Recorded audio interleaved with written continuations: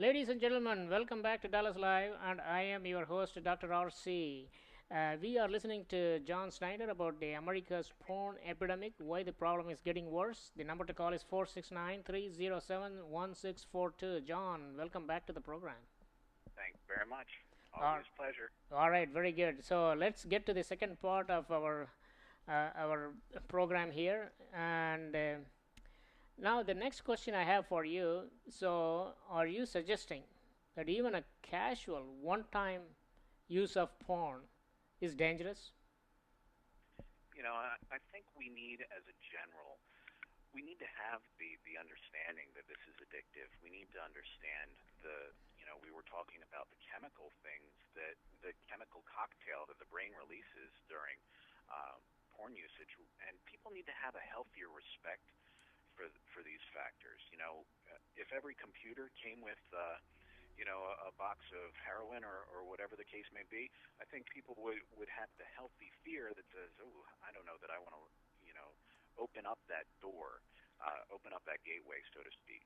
And so for the person that thinks this is just a casual thing, we really need more awareness in this country as to the addictive nature of it, because people aren't just looking at it, as a single one-time use.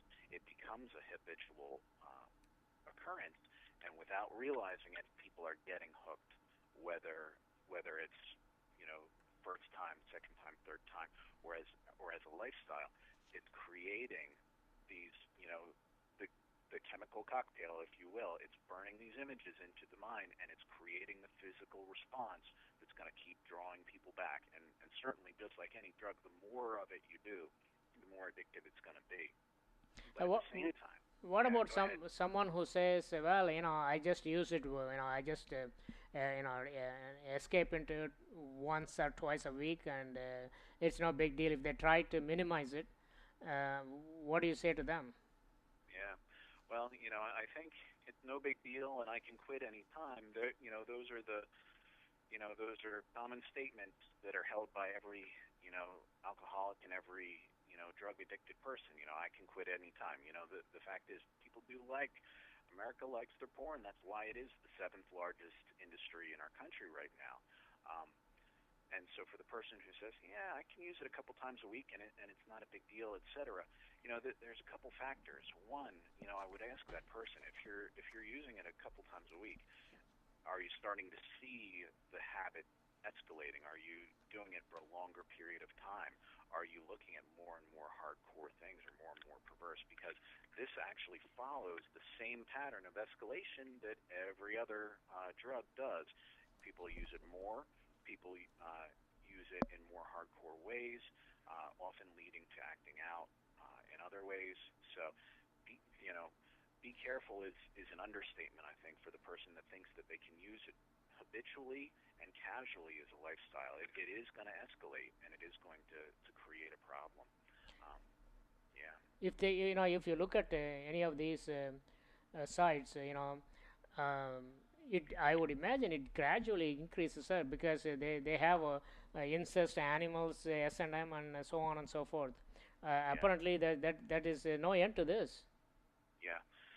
That's absolutely right. I mean, for those who are just tuning in, I'm a recovered pornography addict, and when I got started in this, with magazines, you kind of knew what you were getting. You'd get a Playboy, and it was all pretty much the same type of pictorials. But yeah, today you go to these websites, and you'll have your softcore stuff next to hardcore stuff, next to Extreme more and hardcore. more yeah, extreme hardcore, and it's all mixed together in one jumbled up mess. And people don't realize that what's happening is they're desensitizing themselves as We are they're looking at. we are so desensitized, like what you just said, that the Playboy now looks like kindergarten. Yeah, yeah. Well, I think some of the stuff that's socially acceptable now, if you go back 20, 30 years, the Maxim magazines, or whatever the case may be, the Sports Illustrateds that people consider, oh, well, they're not fully nude. Well, that is, would have been the pinup girls of 20, 30, 40 years ago. So we're getting more and more sexualized and more desensitized to the soft core, in our culture, and so we're consequently getting more and more desensitized to the hardcore as well. Apparently, yes. You know, the pinup girls of the yesteryears, you can probably post them in your home, and people would not even take a second look at it. Yeah, yeah, that's right. People will put those around their bar and say, hey, isn't that cute? Isn't that clever? Whereas in the past, that was scandalous. And you know, and now one of the other problems with the pinup girls, so to speak, or the porn stars of our day, that's also leading to the escalation of this. Let's say that somebody has this one person that they're following.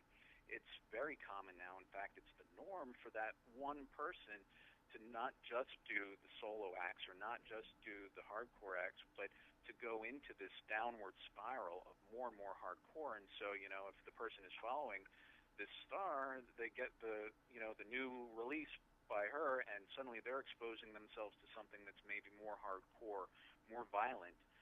All porn, I believe personally, is violent on some levels, and I believe that it's all degrading on some level.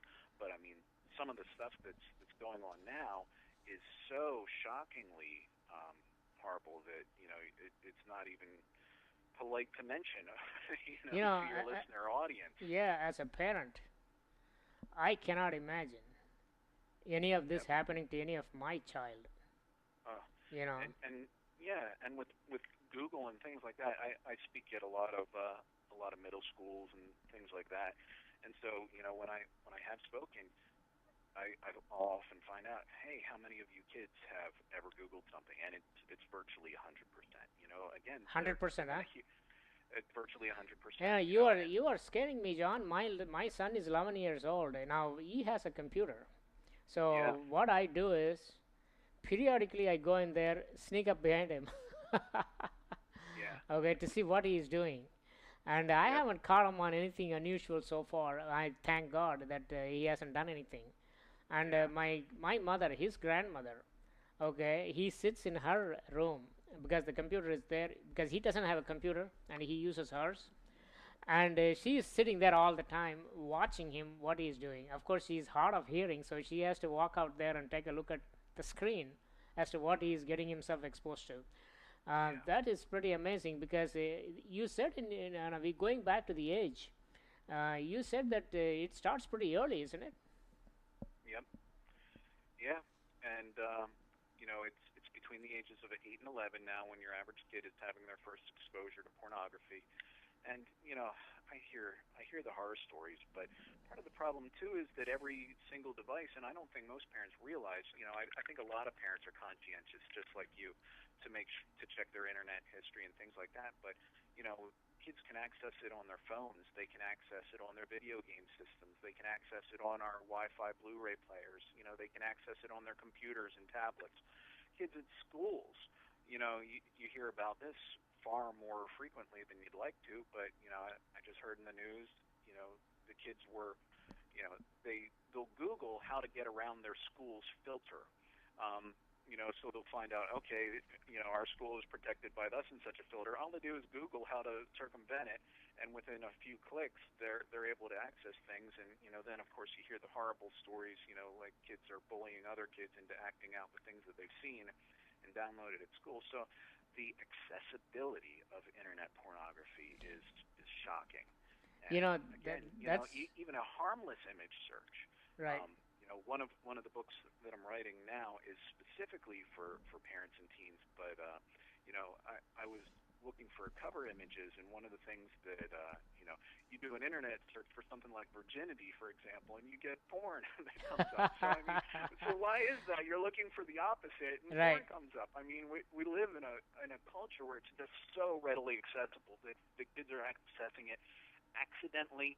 They're accessing it innocently when they hear that term that they don't understand and they want to dial it up on Google, and then suddenly, wow, they're exposed to a whole world of stuff that we just don't want our kids exposed to. And then earlier and earlier they're getting hooked. Again, I counsel, and you wouldn't believe some of the stories. I mean, I was just counseling a family 2 nights ago whose 14-year-old son was just incarcerated into a juvenile center All for right, all right. juvenile Hold sex on, hold on. offenders. Let's make it a suspense for our audiences. So you are going to talk about this child who was underwent detention at the juvenile center after the break coming up right now, and perhaps our audience can hang on and listen to this particular episode.